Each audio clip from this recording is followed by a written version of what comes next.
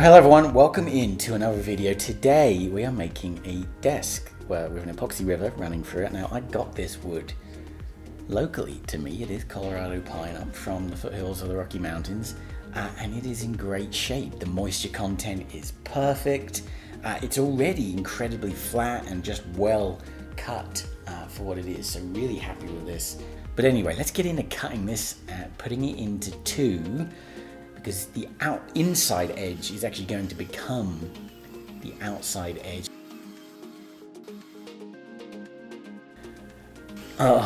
Okay, this is not going the way that it was supposed to. This is probably not the right saw for the job. I have literally no idea what I'm doing, but don't worry, where there's a will, there's a way. Let's try to do this a different way. There we go. That's the way. That's better. Okay. And you may be thinking that blade doesn't look like it cut all the way through the wood. It didn't, and I had to do something else to finish it off.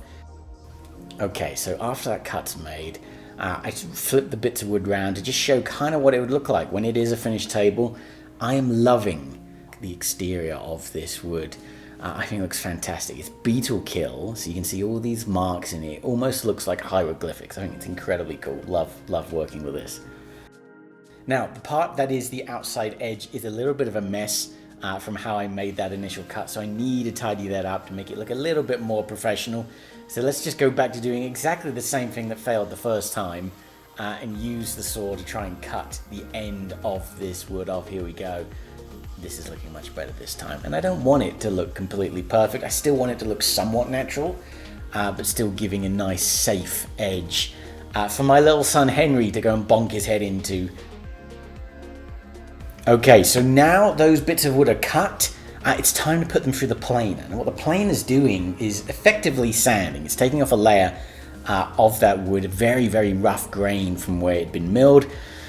So this is going to give me nice, smooth sides, and it's also helping me to just level out the wood as well to make sure that it's very even and it's usable as a work surface, so I can easily put legs on it and I don't have to worry about it being unstable afterwards. Very cool, neat tool, creates a lot of mess, but totally worth it. Okay, now that's done, we're ready to pour. We've got two flat pieces of wood. I say that, I hesitated a little bit. They're not absolutely perfect, but they're good enough, ladies and gentlemen. Two pieces of wood ready to go. They were glued onto a piece of plastic, using then some silicone mastic to then seal up the ends, barricade the ends so that the epoxy won't run out of them. A lot of effort, a lot of tape going in to make sure that the mold is completely sealed when we get to doing that first pour. Now, you don't pour it all in one go. If you do, it's going to be way too much pressure and it's going to go everywhere. So to begin with, I just do a very light, clear pour just to seal the bottom of the wood, but also using a paintbrush to then paint it into the sides of the wood and the ends as well, just to make sure everything is nicely sealed up. Now, of course, if you move the table like this, it would all go to shit, so you can't move it, and it stayed this way. Honestly, it stayed this way for a couple of months, partly because I'm slow and busy, but another part was actually just wanting to make sure everything had a lot of time to cure and work perfectly. So, we go through this process of doing a little bit of a pour, putting a heat gun over that epoxy as well. That's going to help get out any air bubbles that will make it look a little bit crappy after the effect. So we go through that, we let it set, but not completely. We only leave it for maximum of a few hours, just to let it go hard, but still a little bit tacky, because we want to do the next pour and have it stick onto it and merge with that first layer really nicely, really well. But once it's hard enough that it's stable to just keep stuff secure. So here we go with that first black pour. Admittedly, this was darker than I was hoping for. I actually wanted it to be a little bit lighter than this. The end product you'll see in a minute, a little bit darker than I would have liked. I wanted to really be able to see that bark layer there, but didn't quite work out that way. I'm still pleased with it. It still looks good. So here you can see that epoxy layer is going on. I'm trying to be neat. I mean, it's going over the edges every now and then, but that's okay. It's not a big deal. So now this is the second layer. This is not the final layer. This is just the second layer. So we're going to put this in, let this get to a point where it can harden, solidify, but again, still be a little bit tacky to the touch before putting on that third and final layer on the top. Now, I did make the final layer a little bit lighter than the first one, so you can just see a little bit into the epoxy when you get up nice, close and personal. But same thing again here. You've got to get those air bubbles out. You don't really want to go too crazy with the depth because it can be harder and harder to heat up those air bubbles and get them out as you do that pour.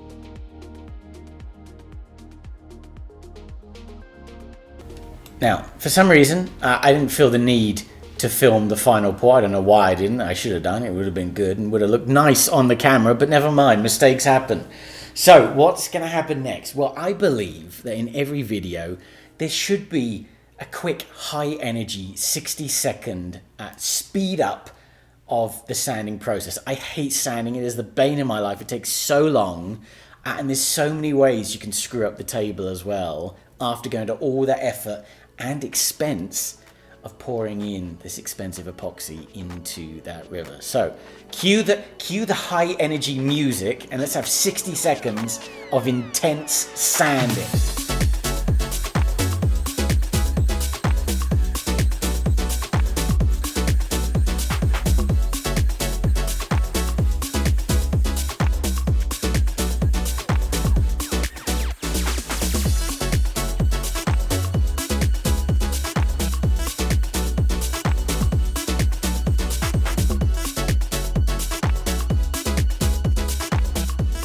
Now, that sanding process is a bit of a pain. It takes quite a bit of time to do. You've got to keep going over it, changing bands. You don't want to go too much in the same place. The dust can cause so many problems, so you need to try and keep it clean.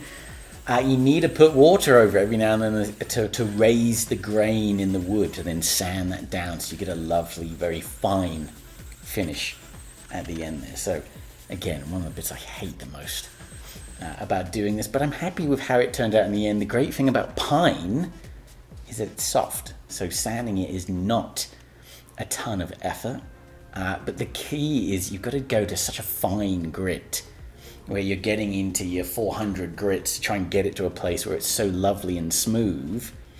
And you've got two different types of surfaces that you're working with, right? Between the epoxy and the wood, both of them react differently to being sanded.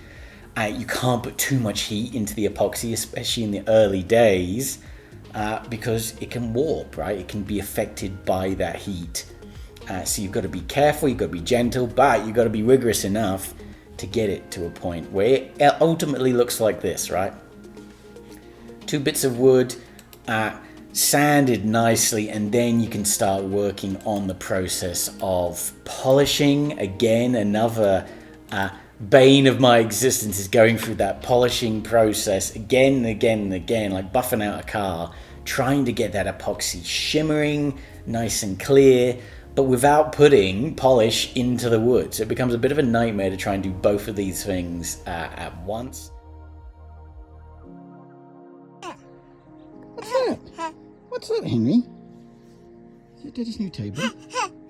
Is it nice? Do you like it? Do you like the table? What do you think? Is it purple? Purple. It's not purple. Purple. It's not purple. Purple. Purple. Are we going to go give it to Grandma? Wow. Good girl. No? Should we keep it? No. Yeah. Mine? No. Meh. Okay, Henry wasn't best impressed about giving this one away. He liked seeing this table and loved seeing it in its final place. Just a few metal legs off of Amazon, something that looks nice, that can hold the weight properly to go onto the underside of that table. I did route out channels for the legs to sit in as well, and I guess the nice thing about the color being so dark with the epoxy is that you actually can't see the legs on the underside of the table. So there we have it.